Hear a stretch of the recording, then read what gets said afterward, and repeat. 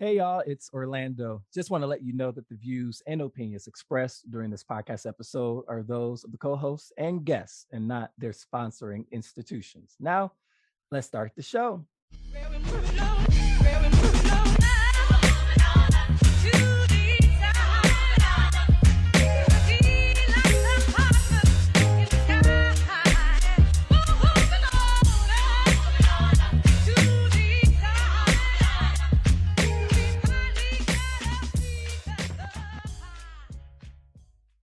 Hello, Detroit and the world. Welcome to another episode of Authentically Detroit, broadcasting live from the Zoom platform in partnership with the Audio Wave Network Studios inside of the Stoudamire Wellness Hub, sponsored by the Ford Foundation. And we are also a content partner to bridgedetroit.com. I'm Orlando Bailey, and I thank you for listening in and supporting our efforts to build a platform of authentic voices for real people on the east side of Detroit. We want you to like, rate, and subscribe to our podcast on all platforms. We drop a new episode every week, so be sure to turn on those notifications. Today, we are excited to welcome for the first time Kirk Mayes. Kirk is the CEO of Forgotten Harvest, one of Michigan's top nonprofits and the nation's premier food rescue organizations. Kirk is one of this year's recipients of the Michigan Chronicle Vanguard Award as a man of excellence. And of course, we are so very proud to call him friend and big brother, Kirk Mayes, for the first time. I can't believe I'm saying this. Welcome to Authentically Detroit. Oh man, thank you for having me. It's a pleasure and an honor.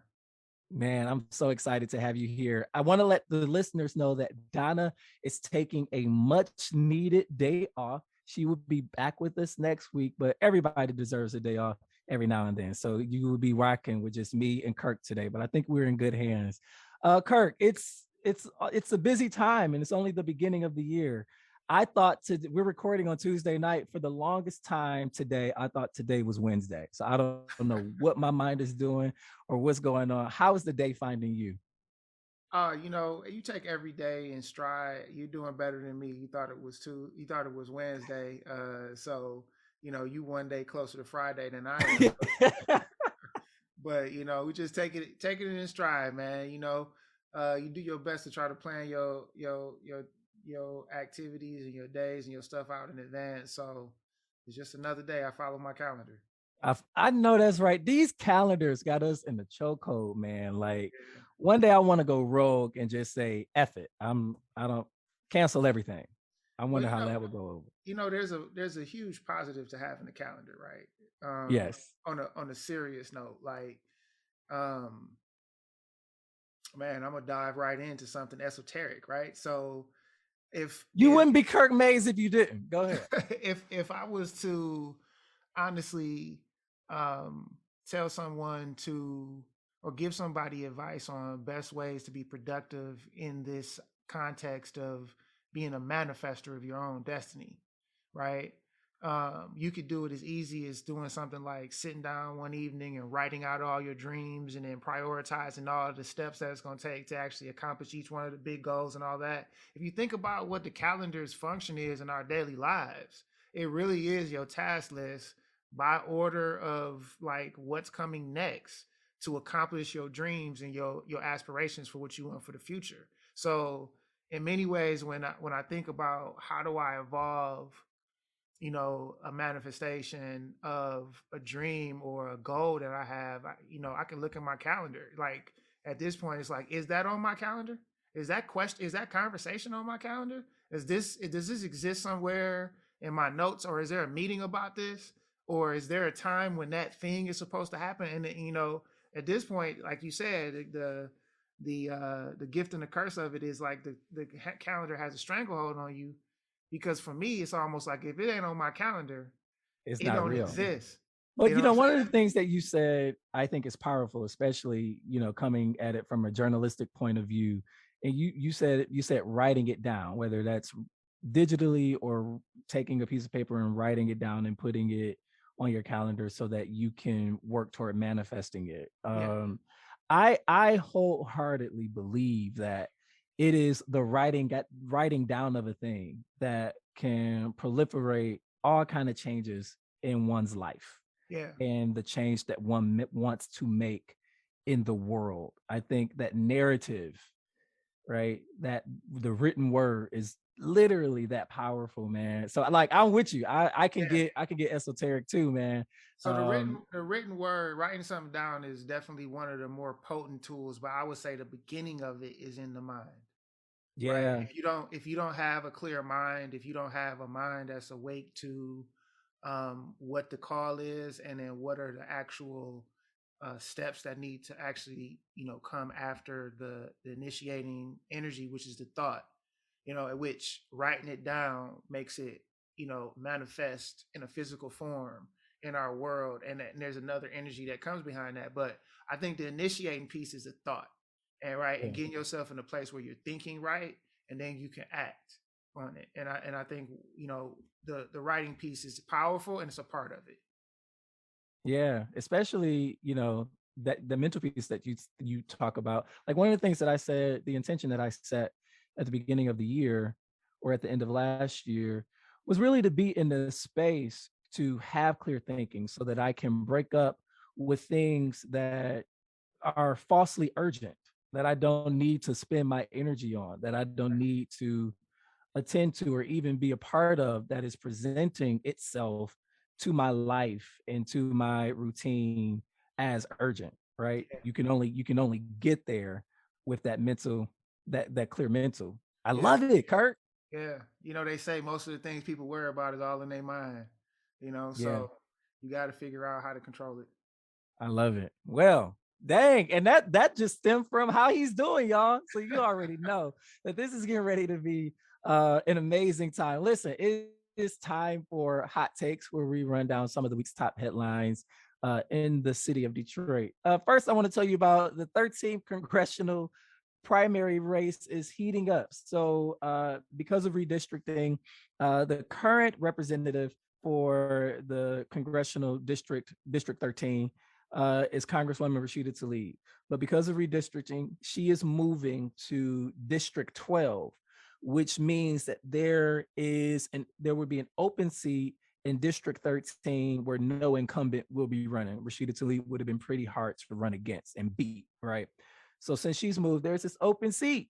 And so everybody's announcing. Everybody is announcing their candidacy. I'm like, okay, this person is announcing, that person is announcing. I'm like, is Kirk Mayes getting ready to announce? Oh It's man. so the Detroit News highlighted that uh, Adam Ollier just announced yesterday. He's a current state senator. He Yeah. joins the ranks of former Detroit Police Chief Ralph Gottlieb, who announced sometime last week. Okay. Michael Griffey, Okay. an No about attorney who we know, right? yeah.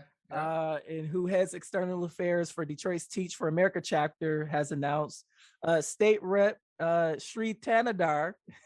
Street's been blazing trails with his whole $5 million situation. Blazing trails is the right expression for sure.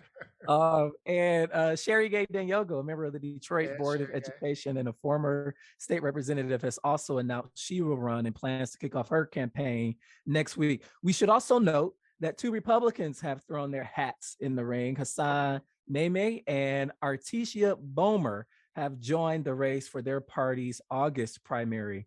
Okay. And there's a lot of talk about, since Brenda Lawrence is retiring, about Michigan not having Black congressional representation in Washington. And so a lot of the candidates that have come out, like Adam Ollier, like a Sherry Gay Danyogo, are highlighting that fact that Michigan needs a Black member um, in the Congress. And Mhm. so it's the crowded field. And one of the things that I know is that people are not done announcing. There are going to be Right. more people. That's definitely right. Like, Because I've heard more names. yeah, Yeah, for yeah. sure. So more people are getting ready to come out. Kirk Mayes, what say you about this primary 13th congressional race? Well, I definitely can't wait to get to the polls to put my, final vote in for whenever, we know who all is voting. I mean, are running. I think it's going to be a very interesting race. It's the first time in a long time we've seen a congressional seat go with an open, without an incumbent, Yeah. so it's definitely an opportunity for someone to get in a way that, probably wouldn't have such of an such an open kind of chance, to try to, do something like this. And let's face it, being a member of the U.S. Congress is quite an honor, right? It's a prestigious Yeah. role. There's only 435 people like this in the country, and over time, you can do a lot. Once you're in there for a while, for even in any little span of time, usually in urban communities, you go uncontested. So I think that dynamic will be probably different if a Republican wins. I think that where it is and how it's situated in the heart of a Democratic community will probably be something that won't go 20, 30 years uncontested if they do get in. Yeah. But I think it's interesting. It's an interesting dynamic, and it'll be great to see how it pans out. If you ask that to ask how I think about it, for me personally, and serving in that capacity, um, again, it's an incredible role to consider.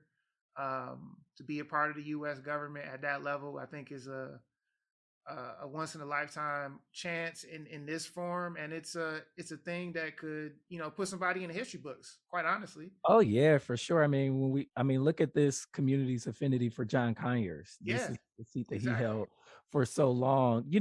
An interesting point was made by Adam Ollier at his announcement, and that was, uh, he's running. He said when John Conyers was first elected, he was Adam's current age, Hmm. and we know about all the years that uh, John Conyers spent in the U.S. Congress.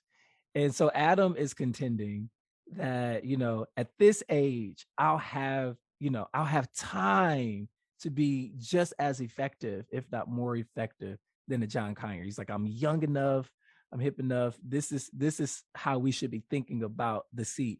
Michael Griffey is just a couple years older than Adam. So what do you think about that logic? Get somebody in there young, let them grow up in the position. I mean, I don't know how old they are, exactly, but I'm assuming they're Like younger than me. 36, 30, 36 to 38 range. I think they're great ages, to get Yeah. in there. I think you learn a lot. But like for instance, I'm 45. Um, I think 10 years doesn't matter in that dynamic. What I think is important about what Adam said, and what, if Mike's on the same page with that kind of logic, or anyone, what I think is important is that they're thinking about themselves in that role long term. They're thinking about themselves in that role like for 20, 25, 30 Yeah. years. If Adam is saying, well, look, I'm the same age as John Conyers, well, John was 80, right? So if you're saying, hey, I can do as much as John Conyers over the next 50 years, then that is a testament to your commitment to the role, and Yeah. and how Mhm. how serious you are about this being it for you. Like, you're literally saying that this is good enough for me to basically grow into this wherever it's going to take me, which is a statement in the commitment of the person that you could potentially be looking at, right? Yeah. So he's basically saying in that statement that my commitment is not just to get in. My commitment is to be a chair of a committee one day.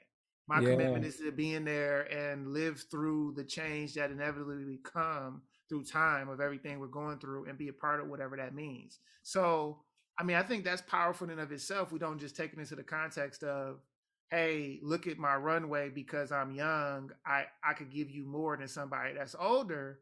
I think the fact that he has a mentality that, this is something that I want to do for the next 30 years is powerful. I would honestly say, if there's curiosity, that's probably one of the reasons, he'd be better than me for it, because I I don't I know. It's hard to think about anybody doing anything better than a Kirk Mayes. I oh don't man, I look, don't know. I'm a human being like everybody else. I make my own mistakes and got to think through things and make good decisions, and sometimes they're not the best decision. You know what I'm saying? I don't know if I make Yeah. bad decisions at this point intentionally, but the bottom line is, every shoe has its has his foot, and every glove fits the right hand. So I look at it like this: like if I was to, you know, given that like vote of confidence, right? Like, you know, if I have a million things to choose from, it's not that I'm saying that this isn't good enough,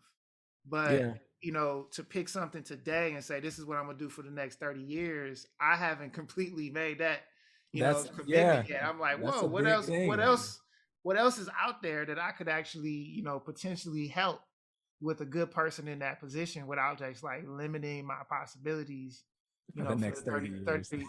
35 years. So, that Well, was a big part of my thought process. it's definitely gonna be a fight, Kirk. I mean, like, don't come out Sherry Gay Danyogo. I mean, Hey, former state legislator. She knows how to campaign. She gets out there.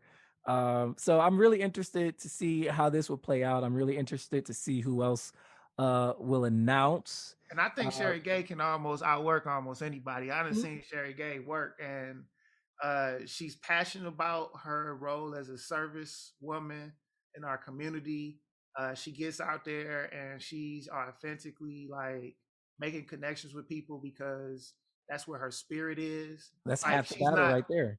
she's not like a part-time politician, right? She's a fixture in the community and an involved character in like the growth of her area and her district and everything like that. So, even if it is political, which I don't think it is, she's on all the time. So it's really hard to outwork Sherry. Is I think, if anything, the challenge is going to be for those who are running to get the most bang for the buck out of the areas that not their necessarily everyday center of influence. You Yeah. know, there's I'm sure there's pockets where people have really great name recognition, but the district is smaller, so it actually takes away from that challenge. And Sherry Gay would probably have benefited a lot more if Brightmore was in there, because I know she had, but she got part of that district anyway. So it's gonna be a good race, man. Let's see how these polls um add up to see who's getting people's votes. But Yeah, I can't wait to see that. And yeah, Authentically Detroit is planning to host a forum with all of the candidates, and we are hoping to make also interview each of the candidates who have announced individually. Senator Ollier is a habitual guest on this show. We've had uh, uh, the Honorable Sherry Gay Danyogo on this show before as well, and so that's coming up. We know that the deadline to submit signatures and stuff, the petition, I think, is sometime in April. April, So yeah. we are gearing up to host, and we've been asked to do this by community. The community wants us to host a forum for the 13th congressional primary race, and we plan to do just that and ask all of the hard questions. That's what's up, man. Yeah, I hope that I'll definitely tune in and check that out. The district itself is really diverse, it right? is. It's Grosse Pointe, Hamtramck, It's you about know, 19 communities. yeah, And it's in really those 19 diverse. communities, there's so much diversity with intra those communities. And Yeah, so, not only culturally but socioeconomically. yes, So it's definitely not a live ball for anybody. It's definitely not going to be something that anybody can take for granted. And I hate to say it, because there's so many people who are going to be in the race and so many people who are going to be vying for the attention of those outside of their centers of influence, because it's so diverse. Money will matter. So, the race that Shree's going to run, don't just throw him out the window and act like he don't got no chance because he we ain't. can't ignore Shree. Can't Listen, you can't ignore we can. Shree. So my litmus test, really funny story. My litmus test to see like how like folks in the hood for real feeling about elections is going to some of the senior citizens who are home all of the time, who are watching television, and who get all of the mailers, right? Yeah. So I asked a senior citizen back when Whitmer in the gubernatorial race with Whitmer, Abdul, and Shree.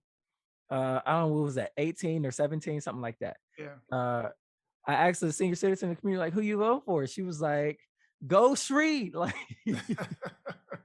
she had been a recipient of somebody knocked on her door from Shree's campaign and talked to her. She Yeah, got a mailer because he yeah, had money for mail, and he was on television.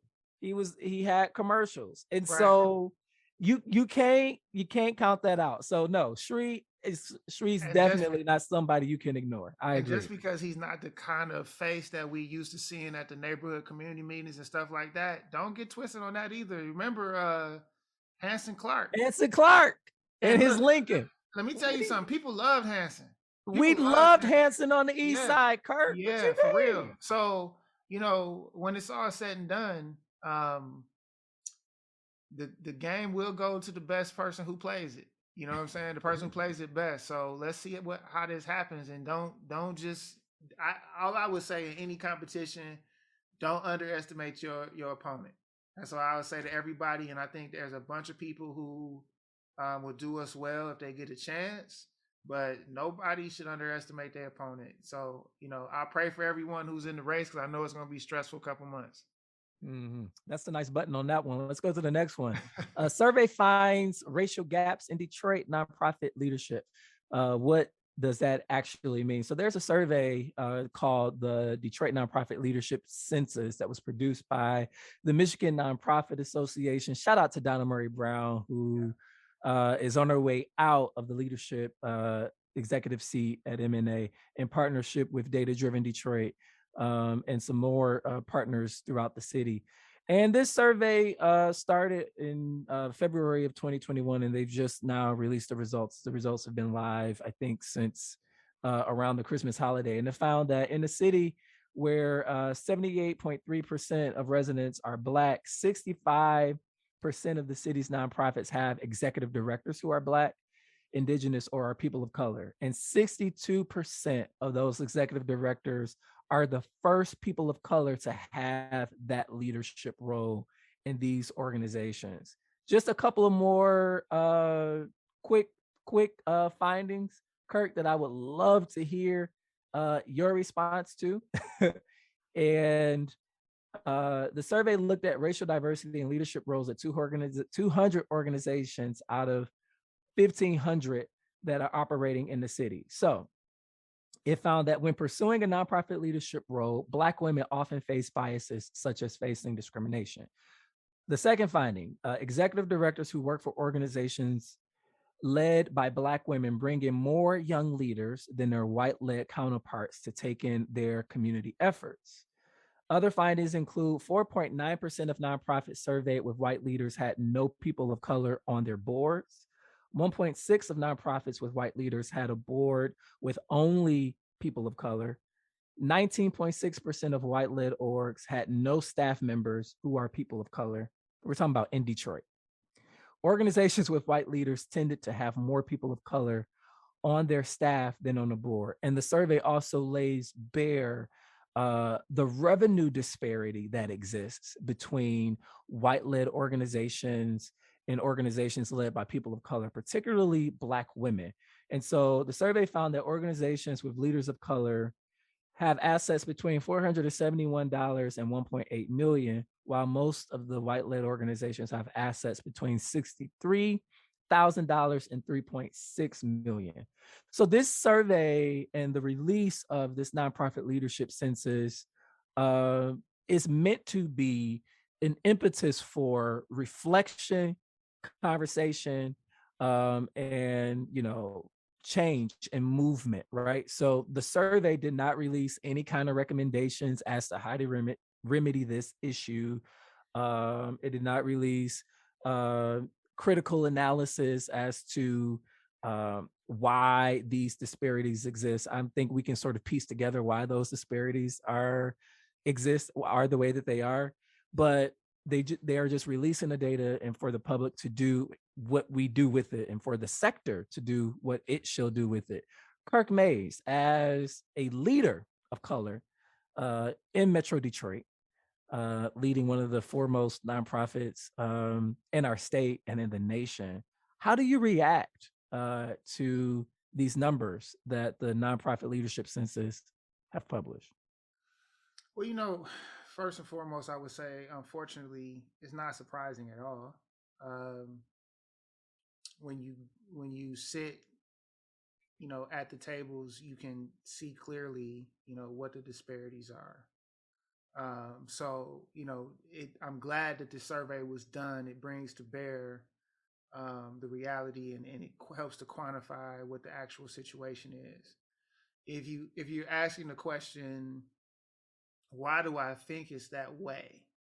We're going deep into hypothetical human psychology around the decision making process of picking somebody to run an organization, and then we're doing it at a collective level, right? So all of this is a guess. All right. um, what I would say is, one of the dominating factors in someone considering, I think, any competent leadership from a board level, considering if someone is a good person for leadership of an organization, especially with any kind of real ambition for growth and all that kind of stuff. I think one of the real considerations is like, how well can that person not only be the mission leader, Mm-hmm. the leader of people, the leader of the conversation, right? Which is in some ways the mission, but sometimes the conversation is bigger than just your mission. Absolutely. And Yep.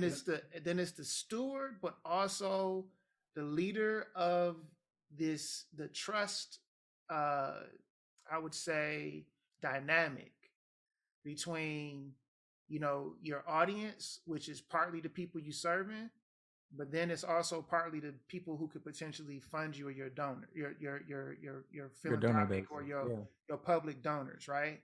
So when you get into the big game, right, of nonprofit, uh, you know, organizations, you're applying to more than just the foundations, right? So let's just establish this: a lot of groups in our community, of that 1,500 that were surveyed, a lot of them think that there's 4 or 5 or 6 or 7 places, and there's a couple more that you just haven't heard of, that you can get money for, in Metro Detroit, and that's how you do it, right? And that's the formula.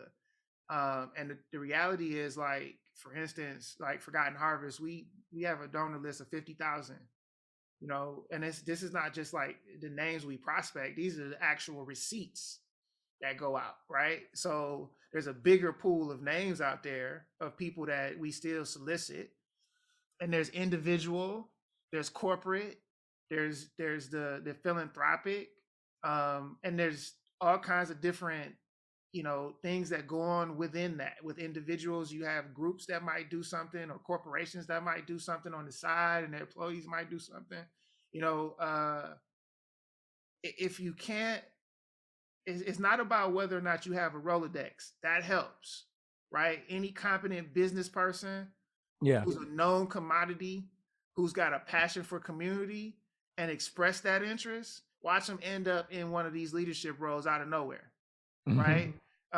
But there's a perception, I think, that the pool is thin, right? And I've heard this for 7, 8, 9, 10 years, that the pool of leadership candidates nationally for, let's call them, the premier nonprofit spots is thin, right? So there's been this active kind of effort to recruit from the for-profit sector to bring people over, to see if they'd be willing to actually make that sacrifice and do a community thing, while they're actually trying to figure out what their next step in their career growth is.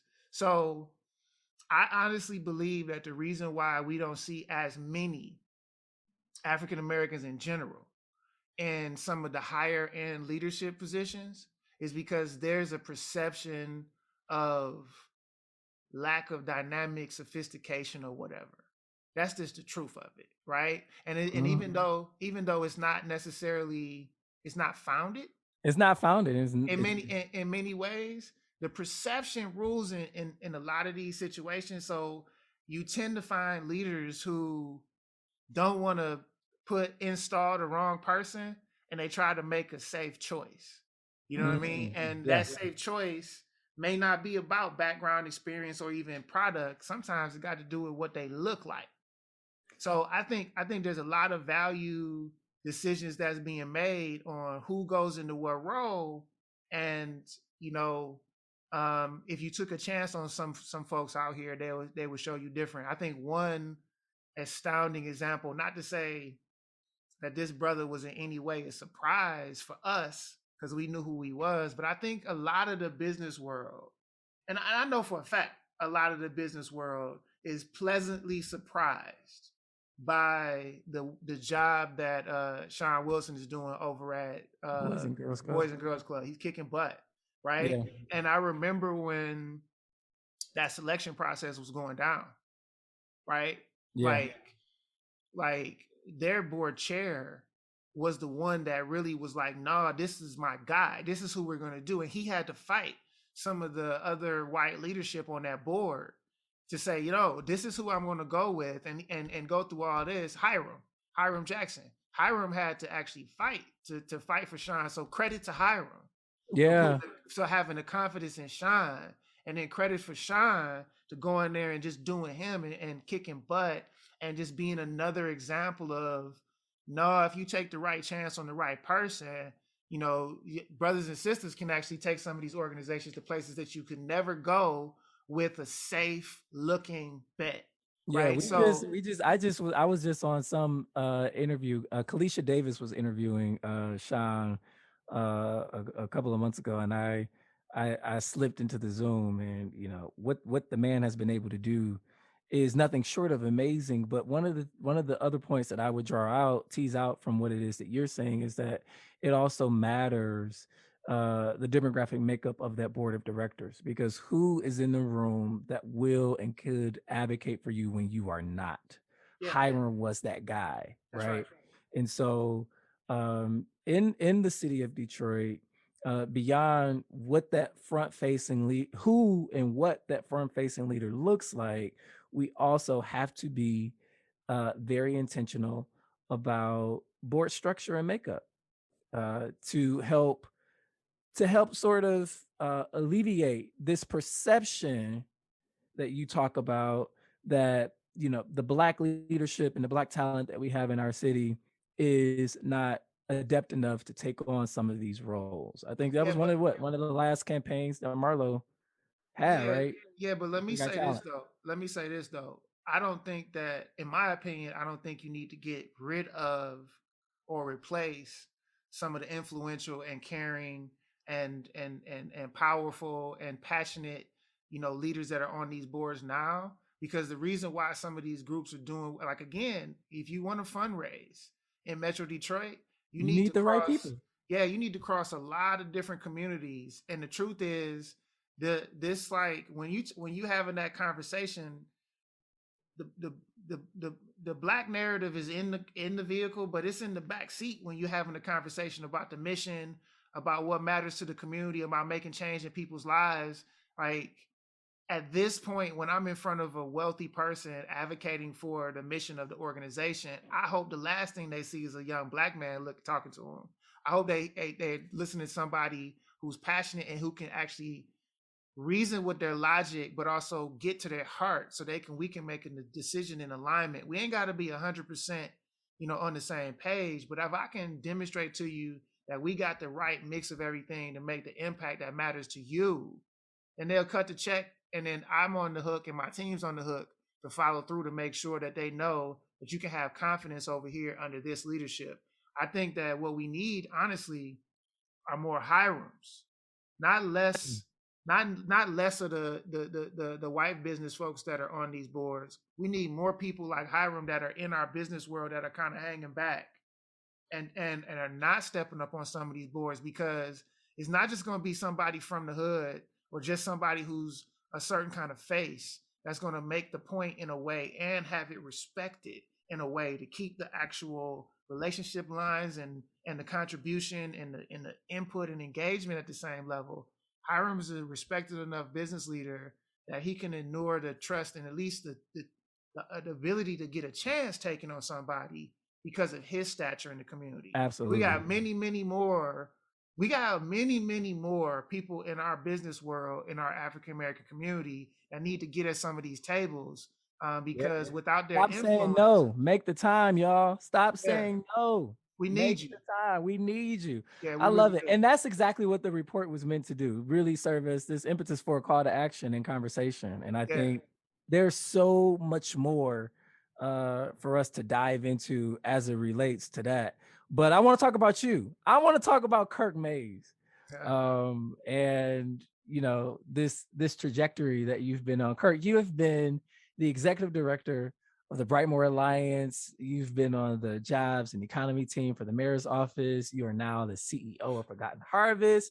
You're a Vanguard Award recipient for the Michigan Chronicle. You were one of the first Black men out of Detroit to become a Marshall Memorial Fellow with the German Marshall Fund of the United States. My question to you, my brother, yeah. is did you set out to blaze these trails?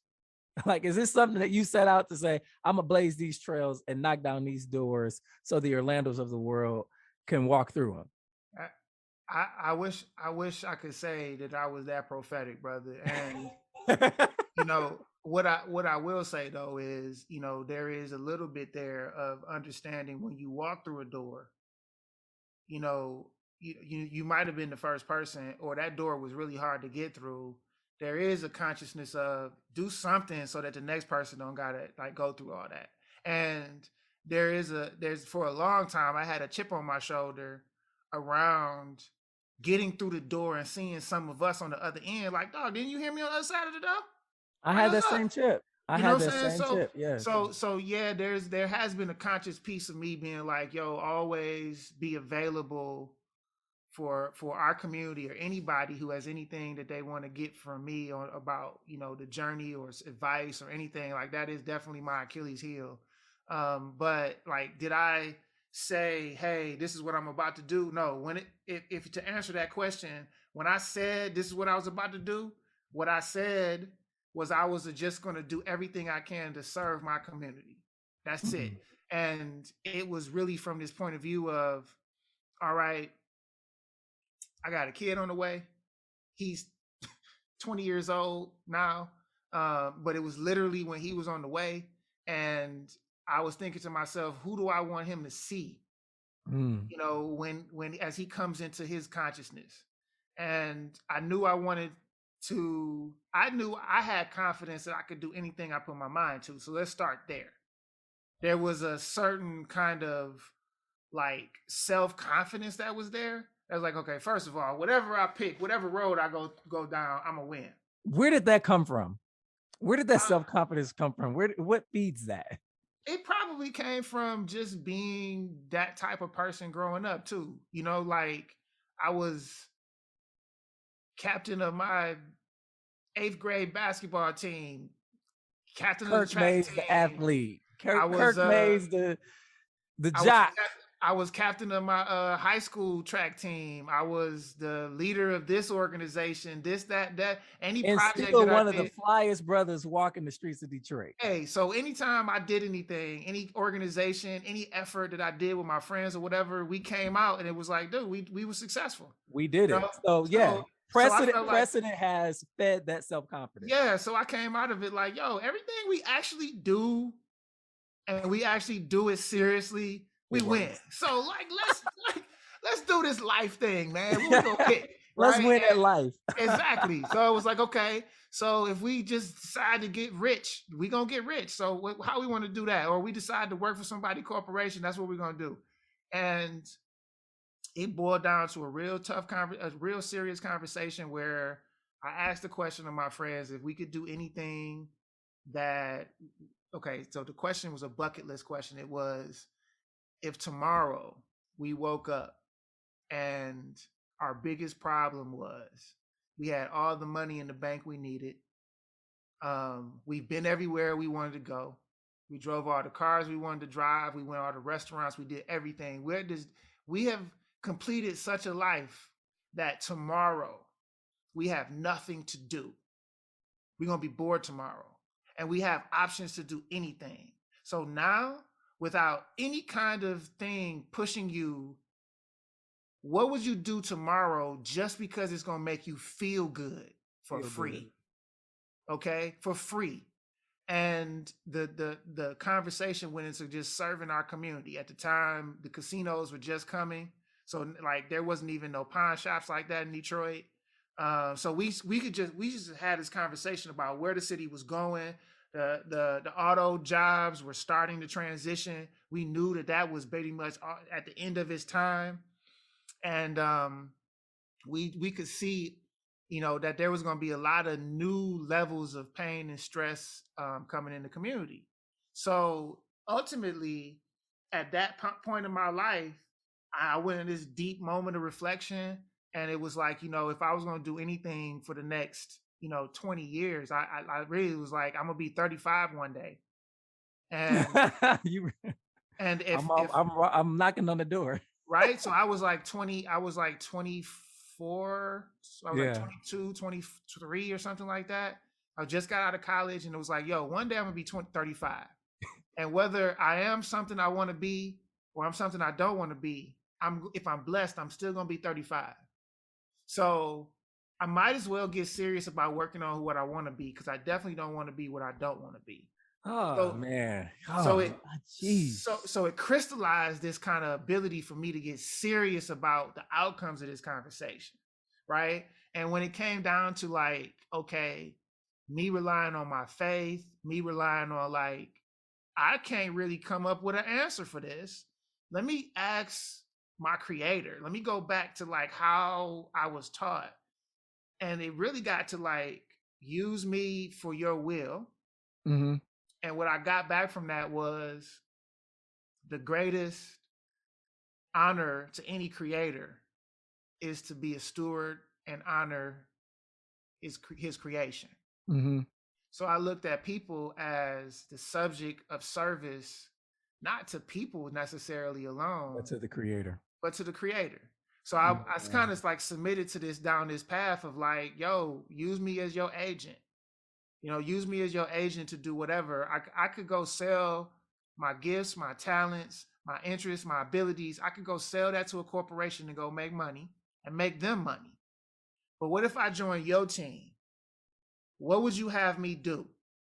And how could I use the gifts you gave me, plus the things I learned through my life, to contribute to my people? Like, I'm not saying that I'm not going to do something for everybody, but it seems like our people need a lot. So can I help them?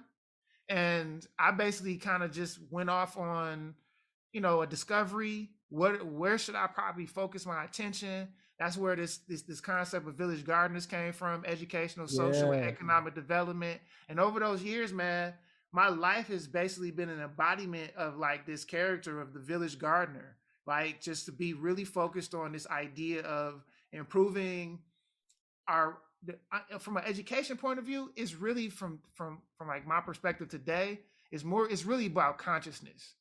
It was really, when I was saying education about there, it was really about our consciousness, because the education, it was about being civically engaged, being tactically and technically proficient at the things we need to know in order to be successful in life, but also to know self, so that we can actually start pursuing the things that can help us grow as a community. From a social point of view, it's all about being a part of the fabric of a community. That means you have to be an actual open and ready recipient to actually receive community, but also give Yeah. community back when it's your turn. And then from an economic point of view, I have forever been an advocate for, I mean, from my day one, honestly, the education and the social part was really to have this kind of planned out kind of like coup de grace moment of saying, we've learned together, we've lived together, now let's like to make some money together. And honestly, that whole thing was based off of like, we should really be doing more collective economics, some, you know, together. So like what Malika Keeney is doing Yeah. with that co-op Amazing. is, that's exactly the kind of stuff that I dreamed that we'd be doing, that we would be doing in Detroit, right? So my exact vision for myself and Village Gardeners and the programming and how we could pull our community together, and we ain't all moved to Africa yet. So I apparently have failed at something. I failed at that, but honestly, man, I just came out here to try to fit myself in the places where I can add most value to a conversation that will actually leave a legacy. So I haven't Yeah. been trying to be a part of like frivolous conversations. I have been kind of, Yeah, I've I been, mean, the Kirk Mayes I know is very selective on where he chooses to expend his energy. yeah, Very selective. and then who I am in the conversation and who I'm Yeah, how I represent myself is very much so from a point of view of like, there's a longitude to this. yeah. So this is not just be here in the moment. You got to watch yourself, and that's probably why people mistake me for a politician. I'm not politicking because I'm trying to get votes one day. I'm politicking because there's a social currency to each of our interactions, right? And I'm not trying to cash them in so that you can vote on me one day. I'm trying to cash them in so that one day what I learn from you, I can pass it on to somebody else. And if I learn that you're the person that person needs, hopefully I can be that trusted and sincere, touch point that I can come back and say, "Hey, Orlando, such and such needs something. Can you guys get together?" And it's coming from a place of love and not somebody that you got to wonder if they got something up their sleeve. Talk about that love piece. Why do you love Detroit so much? Man, I don't even know, bro. I don't even know. Where does it come from and what feeds it? Sometimes I think it's a sickness that I need a cure for. You got any pills over there for me? You got some aspirin that'll fix it? You tell me what I got to do to get rid of it. You know what I mean? I done been in so many places throughout the Now world, that's what got us in the chokehold. This right? love we have for Detroit. Man, you tell me where I got to go in the world or what I got to do to lose my love for Detroit, and I might just test it out, man, just to get a little bit off of me. But I am a fatal attraction for the city. Um, and the truth is the love of the city comes from the people. I mean, I've grown up here. My family is from Jamaica, right? Yeah. So I grew up in a Jamaican household. The American culture that I know is Detroit, right? So you can say whatever you want to about this place. It's America. All right. And if you want to know how America it is, just go somewhere that's not America. And Oh, for sure. what you'll find out is you're not a Detroiter, You're you're not American. black, you're not none of the stuff that you label yourself with. You're really an American first because the culture, the tendencies, the tone of our voice, everything is It's is is American. really American. And I'm Detroit American. You said And this to me before. This was amazing. Yeah. Go yeah, ahead, finish. I and love and this. and I gotta say that um it's our flavor. Just the same way I love Jamaica, right? The Yeah. Jamaican dialect, the Jamaican culture, it's like there's certain jokes that you can say in patois that if you Uh-huh. said it in English or UK It ain't English, gonna it work. just wouldn't be the same, right? Yeah. So every human being, based on where they come from, I do believe has a certain vibration and they have a certain kind of attunement to perception and understanding and approaching life. Mhm. And mine has very much so been, nurtured and evolved in a three-shift town with people who got grit out the kazoo, creativity. There Never seen ain't nothing anything that like there that. ain't no lock that we can't pick. There ain't no, loop that we can't jump through. I know people who grew up in Detroit and they get somewhere else and I call them and I'm like, hey man, I know some guy who got a hookup. Be like, man, Detroit. It's always somebody who got a hookup. It's just these little things, man. It's the way that, man, let me tell you about this love affair. Uh-huh. Man, ain't nobody dressed better than us, in my Come opinion. on, man. Listen, In Kirk, can my I tell you opinion. this? I was walking the streets of New York City. Hey, I was in Harlem, I yeah, think. I was in Harlem. And I was across the street walking. I don't remember what I had on, but another Detroiter was across the street from me. yeah, And the way we were walking and the way we were dressed, homeboy was like, Detroit, hey, Detroit. flat out. I It was figure crazy. we got a certain flavor to us in the way that we talk, the way that we walk. Yeah. And in my opinion, a lot of other places in American culture have a copy or iteration of some things that have started in Detroit. Now, Oh there's a yeah. lot of places that also original kind of culture contributors, but I feel like a lot of people don't even understand how much Detroit has contributed to the overall baseline American culture. And you've grown up in the concentrated aspect of that, right? So I'm drunk in Detroit. I look. Let me tell you something, bro. Let I me tell you love it. something. Simone Lightfoot says Detroit is Big Mama. Let me If tell you Detroit something goes, though. so goes the rest. Yeah. I never had another hat. I never had an athletic hat that wasn't a Detroit Tigers hat, a Pistons hat, or a Lions hat. Man, I've never in my life put a a sports Yankees hat. never. Well, I got a Yankees hat that I had to put on a bet, but I only wore it for that bet, right? I only Detroit stuff. My only college team is Michigan State because I picked them over Michigan. Okay, so these are my faults, right? And that's just how I am, man. Once I pick my thing, I'm coming to your restaurant and getting the same thing for the next 5 years. I love I'm a it. Detroiter, man. Let's talk about Detroit. I mean, since your days at Brightmoor, things have changed quite a bit in the city of Detroit. Surely have. Really interested to hear from you your thoughts on what's better, what's worse, and more importantly, what do you think needs to change?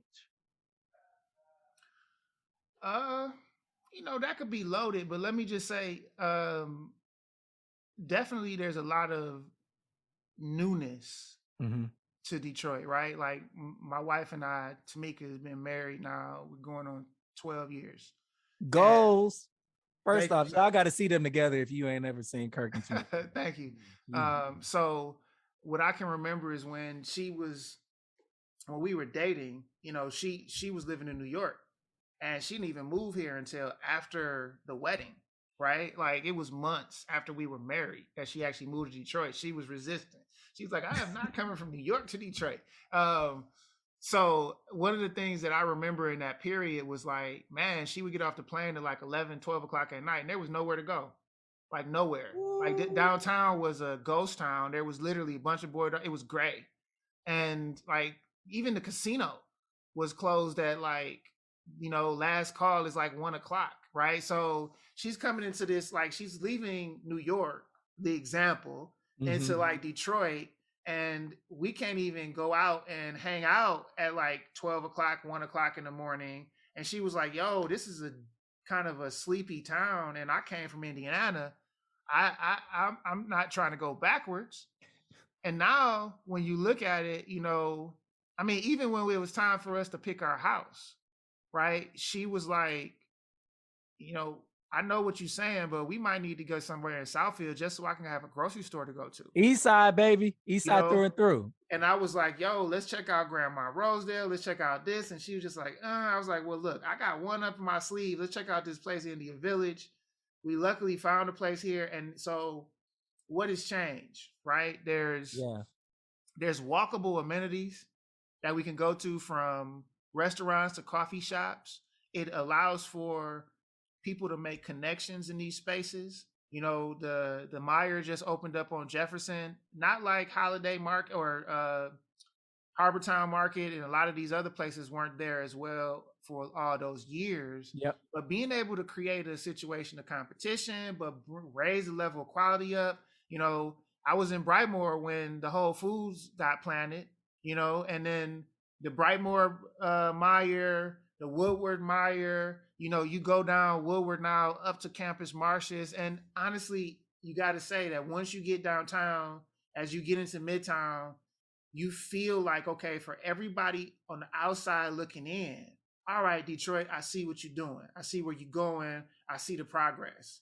Now, you asked the question like, what could be better? What is not being done, right? What's not being done? I do feel like, and let me just say this: the Tale of Two Cities thing is been on the silver platter for years, so it's too easy. So I'm just gonna go there. It is worthy of the attention it gets. The fact that the conversation doesn't feel like a citywide conversation about what's that next great thing that's going to happen in my neighborhood is valid. I think that there's a opposing conversation of where you got to start somewhere and then let it get out to the community, which I think that there's an argument that could be made. There has definitely been some progress and growth to increase the footprint.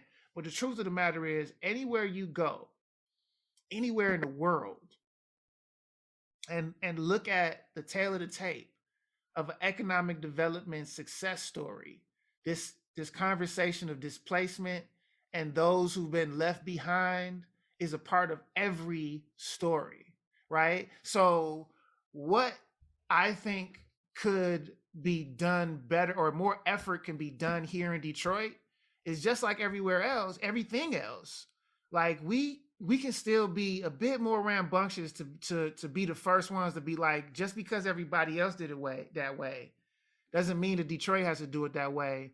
And if it's for us to figure out a way to somehow get everybody to rise with this tide, let's figure it out here. And not because nobody else has figured it out. That just means it's Detroit's turn to try, right? So I think that's something that definitely we're missing. But I'm not going to say that in criticism to the work that's been done and the progress that's being made, because literally you can go nowhere else in the world, no matter who's running the project, and don't see similarities to what we're seeing in Detroit on the side of people feeling like they've been left out. The last piece you asked for is like, what do we need going forward, right? Like, what are we missing as far as what do we need? And it's the same thing I've been saying forever. I honestly, no condemnation to the mayor. I think the mayor is doing a fantastic job. I think the progress that we see right now is definitely something that his leadership should be recognized for. This just wasn't about like business transaction deal making. This is like coming out of a bankruptcy. This is all the politics that comes with it. This is bringing fresh money to the table that has for a long time been on the edge. There's another conversation there, but he was the right person to usher it in. The thing that I think we need next, and the challenge for whoever's in the mayor's office, is to create a vision that is encompassing of not only our shortfalls, meaning how do we make sure everybody's a part of it, but a vision that honestly takes Detroit to a place that we all can get excited about. That conversation of like, hey, you hear what they about to do? And it's something where it's so grand and it's so bold and it's so all encompassing that literally everyone from every part of life, every walk of life in our city can see themselves some way in the future in that vision, thereby giving them something to tug on, something to be a part of when we having one conversation. Everybody might be hearing different reasons. There it is. Yes. Right. So I think a vision is what we lack. Cascade that vision. Yes. Yeah. Yes. I love it. Okay, you said so many things, man. I can go to so many places, but I know we're short on time, and I want you to talk about Forgotten Harvest. Yeah. I want you to talk about the mission of Forgotten Harvest. I know that y'all have some amazing big things coming up, but tell our listeners, if they haven't heard, I'm sure they have, unless you're living under a rock, about Forgotten Harvest. So thank you for that. Forgotten Harvest is Southeast Michigan's food rescue organization. We're getting food from the grocers, from the farmers, from a little bit of everybody who we can get support this mission. And if they have food that is either for their retail distribution or for their crops that they actually get from their land, or a manufacturer that no longer needs a product line, whatever happens, Forgotten Harvest is there to capture that food and then turn it around and then share it with the community organizations throughout Southeast Michigan. So we serve in Wayne, Oakland, Macomb County. We're serving a number of organizations in each of the counties. Primarily Wayne County is where we're serving the bulk of our resources. We have an exciting vision for the organization that involves us um, changing our operational model, where instead of us going out in the morning and getting the food from the grocers and all the different folks that we can pick up the food for in the day with our route drivers, we're going to be going out and getting that food and then bringing it back to a central location using data and using just new systems and an expanded space to categorize, separate, and then actually shelf all of that stuff so that we can then rebuild those loads and then take them out to everybody so that they're actually the right amount of food for the groups that you have, and they're mixed so that everything that we get on a daily basis can be more equitably redistributed into the community. In order for us to fulfill that, we had to build a brand new 70,000 square foot facility, 77,000 square foot, 77 you know, square feet let me get headquarters my on 10 acres of land on 8 Mile Road. on 8 Mile Road at Oak Park. And That's y'all right. y'all had a capital campaign that raised what, $17 million? 17 million is the goal. We are at like 16.6 or 7 or Okay, something that like that. raised $17 million. Okay, Kirk We're Mayes, if almost you want to there. get We're me on the almost there. technicality. How are y'all doing this?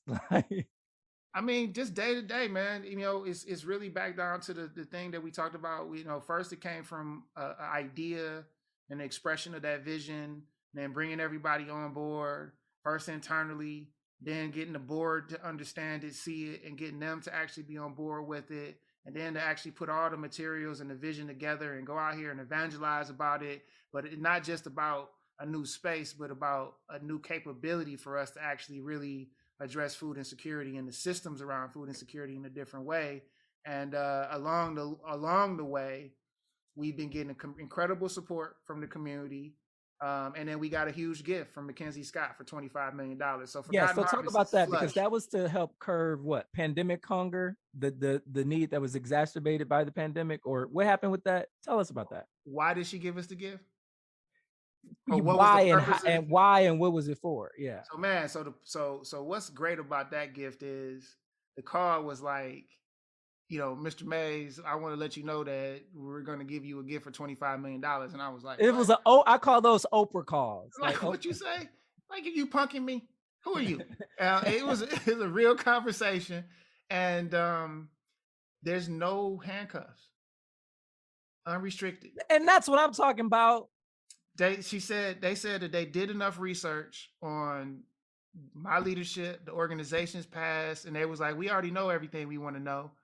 We just need to know, can we send it to you all at one time? And you can do anything you want to do with it. We trust your decision making. We just gonna ask you for three-page reports over the next 3 years, and we've already sent in one, right? So no restrictions. We can do whatever we think is best for the community in order to spend that money. So some of the things that we're going to do to contribute to with those dollars,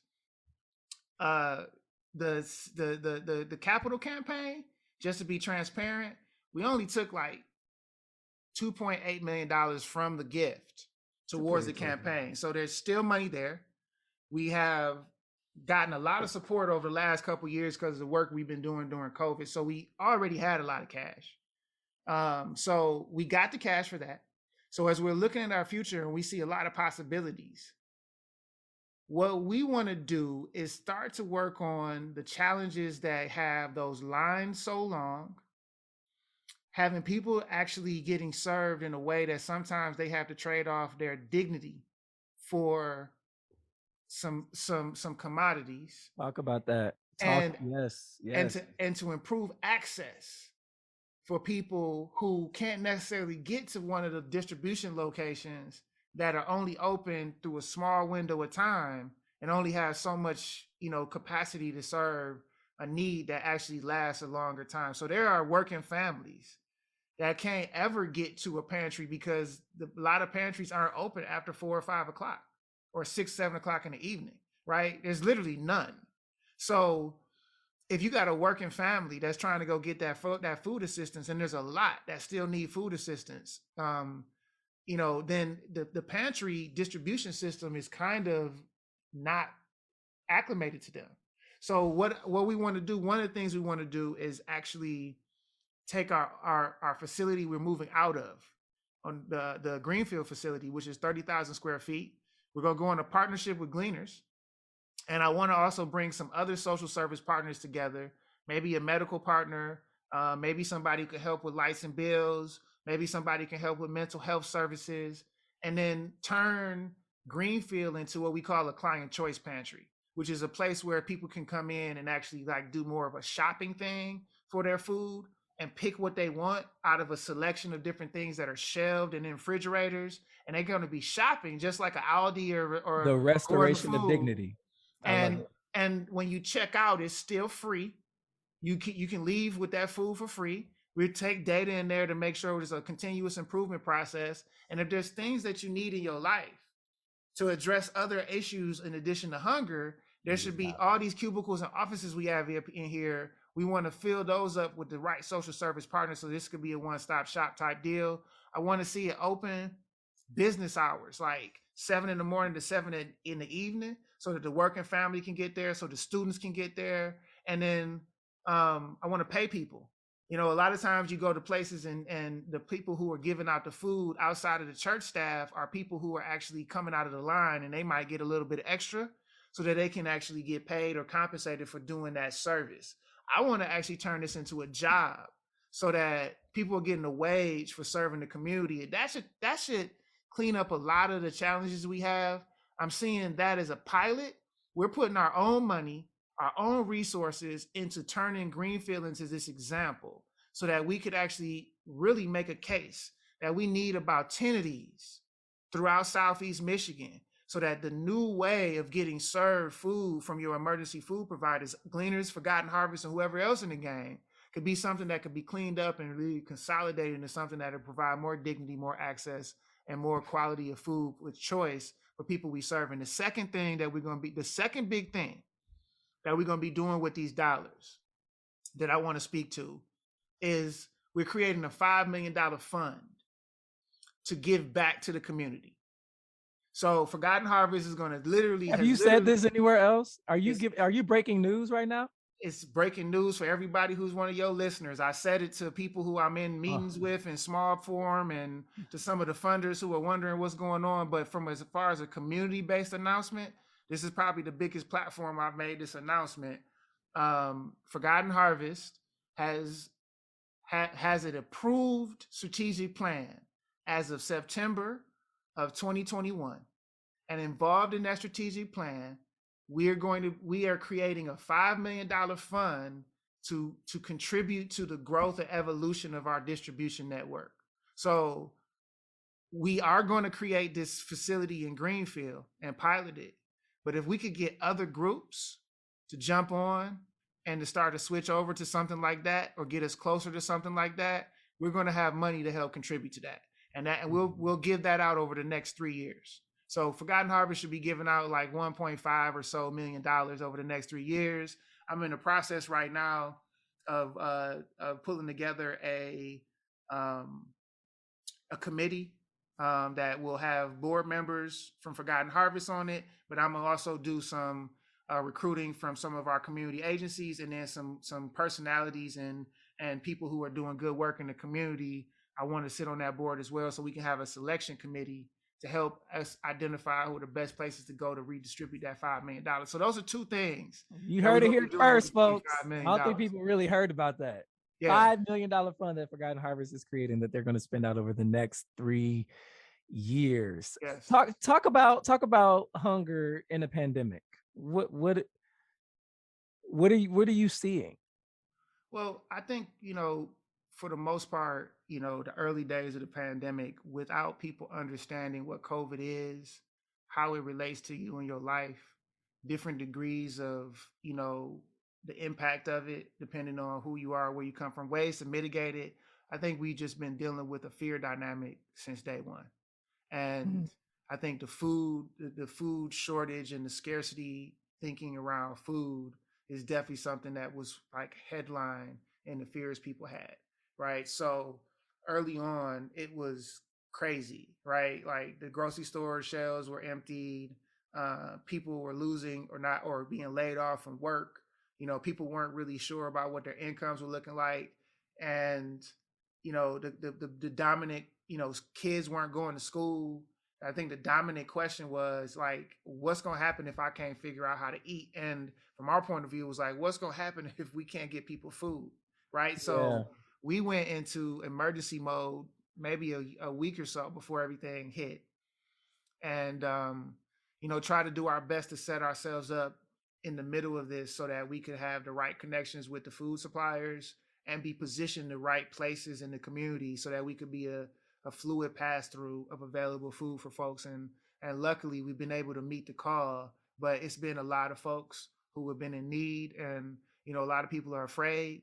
A lot of people are still, I don't think the fear is as high as it used to be, but there's still a lot of confusion about, like, when is this going to be over, and what does new normal look like, right? So, unfortunately, the need for food has not subsided. There's still a lot of folks that are in need, and we're starting to see some of the more cyclical, normal, yearly, and annual kind of needs for food. Needs. But Yeah. those numbers are maybe a little bit more exaggerated because everybody hasn't bounced back from the COVID stuff. There's still a lot of folks that are And hurting now from COVID. prices are going crazy. Inflation is going through the roof. Yeah. The supply chain stuff has really thrown everybody for a loop. I think if we went through all of this and you take away the supply chain thing, I don't think we would have really actually experienced as much inconvenience in some ways, because the supply chain thing, from computer chips to everything, it Everything. just it just made everything just that much less convenient, right? So Yeah. Forget about buying the car with the with with the computer. It was crazy. exactly. Did we read that Forgotten Harvest has an ale out somewhere? Yes, yes. So Atwater, who's now owned by Coors, Atwater actually created a special flavored, special edition Forgotten Harvest Ale for us. It's a partnership of love. We don't get a per can donation or anything like that. It's not like a profit sharing thing. But Uh-huh. as many know, as you know already, we aren't like strangers to like this like branding and co-branding. Yeah. And we kind of go in this with a little bit of experience and understanding how it works and how to set up the deal. So we set up a deal to create a Forgotten Harvest branded beer. The proceeds will go towards Atwater and the Coors Company, but at the end of the year, through the relationship, we usually get a good donation. But We can go to Atwater Brewery and and get ask for it. Forgotten Harvest Ale, and they should have it on tap. I love it. And for I understand, they had a bunch of them at Meyer, but they sold out and they couldn't keep them on the shelves. So I'm not sure about if you can find them at the stores, but they were at Meyer and Trader Joe's, and Meyer brought so much of the first order that they only made so many cans, like the actual raw cans, Yeah. that Kroger couldn't even get their order. So hopefully they got all that together and they're out there. But you definitely should be able to go to Atwater and ask for Forgotten Harvest. I want to experience this with you. We gotta figure out how we let's can do do it. that together. Let's Let's do do that. it. Yeah, I that'd be want great. to. That'll be so much fun. I want to talk about. Marlowe Stoudamire, your best friend, a mentor, my big brother, Yeah. the giver of unsolicited advice most of the time, but always on time. It's been going on. I always say that about him. He was so funny. It's going on 2 years since his passing. Can you talk about the legacy and the indelible footprint Marlowe has left on Detroit? Marlowe loved Detroit so much, man, that his heart is still beating, in the city. I still meet people even now that are like, yeah, I don't really know you, but I had a relationship with Marlowe, and he was going to introduce me to you. Yes, me and too. and he was just seeding so many possible futures, right? And I think a part of that legacy is like, just like any unattended crop that could potentially fight the weeds and actually peek through the dust and find the sunlight. we need to all be attentive. Those who are, a part of his tribe, we need to all be attentive of the seeds of Marlowe that we see out there, because and then nurture the ground around them so they can have the chance that they would have had if he was here, because that was really his work. That was his hobby. That was his love, like pouring into the future of the city by pouring into people. Right. So I find myself in many ways just in honor of him, like loosening up space in my day and putting a little bit of extra attention in a conversation I'm having with somebody, because this is like I wouldn't even be talking to you if it wasn't for Marlowe. So let me give you what I would have gave you if he was here. Right. So a part of his legacy for me is just making sure that I continue to be the bridge that he always wanted me to be, to for other people, and in all of our vision and expression of like the greatness that can be Detroit, and it really comes from us, right? So he's like one of the greatest champions about the possibilities of Detroit through the people, right? And he had confidence in himself in a way that was unreasonable, and that's the reason. I mean, that's the reason why he was able to achieve things that people didn't think he would have been able to achieve, because he was looking beyond what was obvious. And every time he did something that surprised us, you got to realize there was a lot of things that didn't happen that was a burden or a knock that nobody knew about, And I just so happened to be For sure. one of those people who had that inside track, who we leaned on each other on the tough days, and the whole world celebrated the good days, and we were just like, oh man, yeah, whatever, dog. Y'all don't even Come know. on, rolling. I mean, for real. Some of the stuff that came out afterwards, like we didn't talk about the successes with each other so much that the stuff that people actually know about him that came out afterwards, I didn't even know some of it. Legit. I'm like, wait, what? And I thought it, and we talked a lot and about some of everything. So I'm like, but if you notice, every time you talked, he would always kick the conversation off with, "Man, there's so much I got to catch you up on, man. But I ain't gonna be able to tell you about it today. But I got some stuff that's man. I had that, dog. And that was Marlowe. He had like 10 bullets in the chamber. You know what I'm saying? You got enough time and bandwidth to talk about the two that just came out. And dog, I already know you got something going on in the brew, man. We all do. That's what we do. And just not to, one thing I would say to everybody, just not to take any moment for granted. You know what I mean? Because I definitely miss my brother, and me too. I could use him yesterday. I could have used him the day before. I could have used him all last year, just as a shoulder. And I can only imagine, you realize that we just went through one of the toughest times in our world in Detroit without Marlowe. Like this would have been different. Something would have been different if Marlowe was still here. Different. Yes, you see what I'm saying? So, absolutely. And I appreciate the fact that even in his death, even in his passing, he was a frontline part of the narrative. Frontline, national. So I just love him. I love him for the life that he lived. I love him for where his passions were, and I gotta love the fact that he left seeds for us still to work on. And it's our job to actually make sure that they come to fruition. Yeah, man. And even his intentionality with, the contiguous investment in his friends and folks coming up after him like me. Yeah, he would start the conversation with, man, I got a whole bunch of stuff to catch you up on. But most of the time we never got to it because he was laser focused on making sure that we were in the places where we needed to be. Exactly. And that the work we were working on actually worked and clicked, man. Exactly. And so Marlowe Stoudamire going on 2 years. We definitely love and miss him. I got to ask you this question because I think people are interested. Mm-hmm. You talked a lot about a little bit of everything and even, politics, and I don't want to cede that, but I want to ask Kirk Mayes, for somebody in your position and who you are and what you've already been able to accomplish. And the list is long. The recognitions and awards is long. What's next for you? It's a hard question for me to answer. I still feel like, what I said before, I still feel like I'm up for any challenge. The truth is though, I know more than I did when I said that in the first place years and years ago, 20 years ago when I first started. So there's a little disadvantage of knowing too much about how things work, and there's an advantage in knowing myself and even more.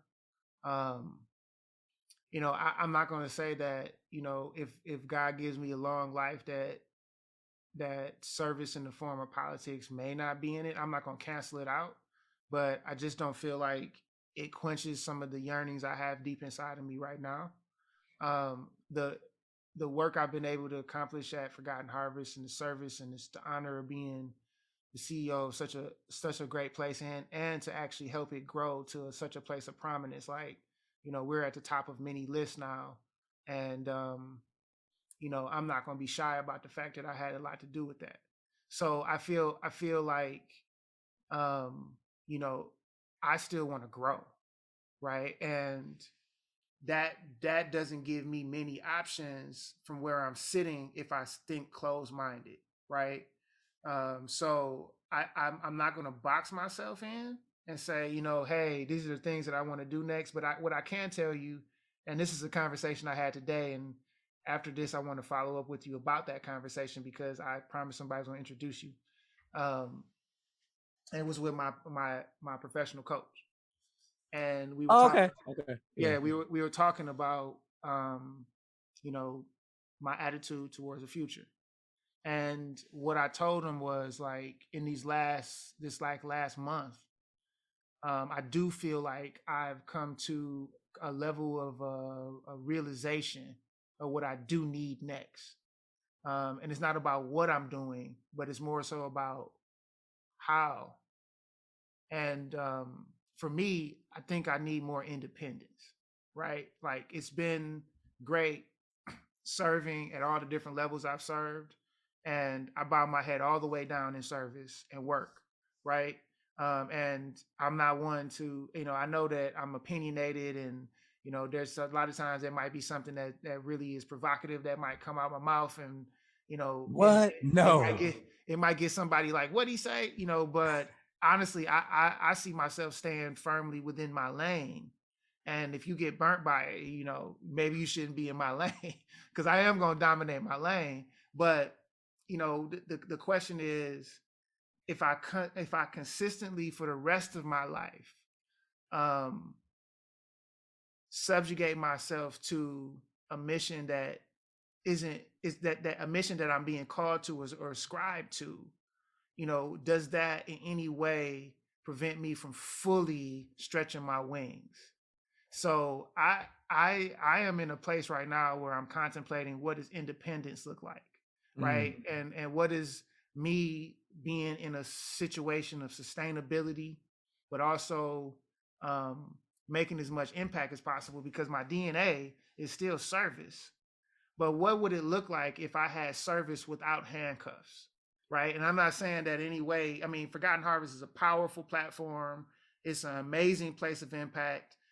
There's no love, no regrets or anything for the role that I'm at Forgotten Harvest. And truthfully, anybody would be crazy if they didn't want to spend the next 20 years in a seat like this.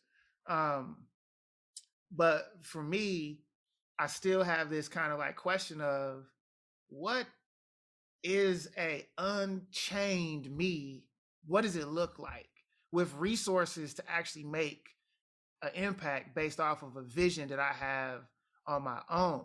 And I think that's probably a question I'm gonna need to answer in my lifetime before I actually find ultimate peace. Otherwise, I'm gonna get to 90 years old, or get to that last day, and when somebody asks me if there's any regrets, I can honestly say that would be one if I don't do something about it, right? So I don't know what's next, except for I'm going to constantly work on some things. I don't have the capacity right now to work on a full-time business on the side, because of the responsibility of running an organization that is the size and the caliber and attention that's needed for Forgotten Harvest. But on my extra time, whatever I have, I'm constantly thinking about ways that I can actually create new paths of sustainability for myself, so that I can sit in conversations or be a part of projects, and kind of redefine myself as just Kirk Mayes, just that guy who care a lot, who give a damn, who has a lot of capabilities that's been demonstrated, but's here for this conversation to see if he can add value and can be respected. That I can fit in that conversation because my independence has allowed me to be there. And if I could do that in Detroit, or at least do that and still be a part of the conversation in Detroit, that'd be great. If We want you to do it in Detroit. Well, I would love to too, but if that means that I need to spread my wings somewhere else, then Yeah. that might be on the table too. Yes, they say in the scriptures, a prophet is a It's stranger in his without own honor town, in his right? own town. Yeah. Yeah. So I don't know, man. I was pray for me and let's see what happened, and hopefully, the Creator has a good role for me to fulfill. But at the same time, man, what would happen if nobody could tell me nothing and I just was doing whatever I could do? Oh, Uh, it'll be a problem, a good it'd be a one. problem. It'll It'd be a be problem. it'll be Yeah, amazing. But I yeah, think to hear, and I hope this is going to free a lot of people. I think the entire experience with having you on and folks really being able to hear the person that is Kirk Mayes, but also you answering the question of what's next for you with I don't know, but I have this yearning and I have yeah, this dream. I think it's going to free a lot of people from feeling like they always have to have an answer instead of being in search and trying to figure it out, right? yeah, You yeah. being at this point in your career to have accomplished all that you have accomplished, to recognize that there's a yearning. I do need to spread my wings. I'm wondering about what independence looks like and what that feels like, but what my exact next move is, I don't know. You I don't know. just freed so many people, Kurt, Well, that's a blessing. and That's a for blessing. real. I mean, I'm human. I'm human, just like a lot of other folks. I may have accomplished some things that folks haven't accomplished, but there's a way to do it. So it's not like impossible for anybody to get it done. So get some of those things done. You just got to put yourself in the right position. And the the one thing I can say to anybody is probably the best place for you to concentrate is with whatever is in front of you right now. Like, Mm, do it well. do it well. Say Do it that. well. Do it Yes. well. Do it in a way that you're proud of it, and anybody can look at it, can come to it and be like, "Whoa, did you do this?" Like, redefine your your brand with every project and everything you touch. You know what I'm saying? And make sure that people are like, "Yo, hey, if you don't know about this cat, you need to go like you need to go talk to this cat because I seen something that this person did, this young lady or this guy that he did, and I'm really intrigued." And I think that's the most important thing. Is I'm not just a name that people hear about. Like, if you get a chance to sit with me, you know, I'm gonna bring some fire to the conversation, flat out. And then if we gonna choose on something and we gonna do something, I'm gonna come with my Mhm. part. We gonna get Yeah. our stuff done. So I think that's a reputation that really precedes a name, right? You know what I'm saying? You gotta For sure. you gotta be serious about your work and get your stuff done. Don't be focusing too much on the other thing, and don't handle your business in front of you, because it'll sabotage your next step. Reminiscent of conversations that you and I had years and years ago. Uh, Kirk Mays, I want to thank you for saying yes to this interview and for coming on and allowing me to ask you all kinds of questions. Oh yeah. And we got to have you back. We got to have you back when Donna is here. She's going to be so mad that this went so well and was so good and she wasn't here. So, Anytime. Tell her I uh, miss her. yeah, Y'all if you keep up have, going doing great work over there. she is, she is. Shout out to Donna Givens Davidson, who is taking some much needed time off tonight. If you have topics that you want discussed on Authentically Detroit, you can hit us up on Facebook, Twitter, and Instagram at Authentically Detroit, or email us at authenticallydetroit.com. We want to thank you so much for listening, and we want you to catch the wave.